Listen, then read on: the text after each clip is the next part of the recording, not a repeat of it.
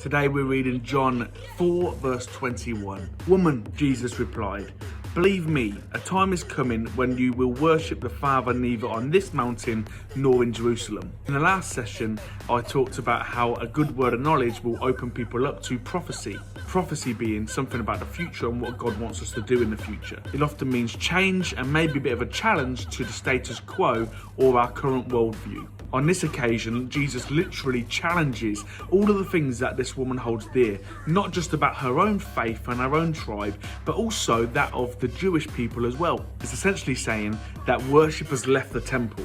It could be saying today, church has left the building. Didn't we hear so many people saying that during COVID? Church has left the building, you can be church anywhere. Unfortunately though, as soon as COVID was gone, guess what happened? Pastors saying church is in the building, church is in the building. Oh my days, how wrong are we sometimes?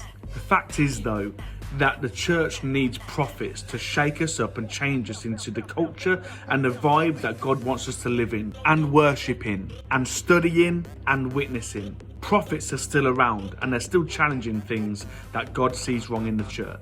Today, if God is challenging some of your worldviews and some of the things that you hold dear, some of the things that you do in practice, then hey, guess what? God is still speaking to his church. And today he might be speaking to you. Let's be open to having our worldviews rocked and our current practices changed. As long as the gospel remains the same, styles and vibes and dress codes and decor can all be done away with. As long as we keep the main thing, everything else is expendable. Just remember, Jesus is God, he came here to save us, and he wants to set us free from hell into eternity with him.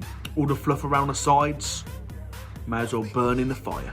I hope you have a great rest of the week.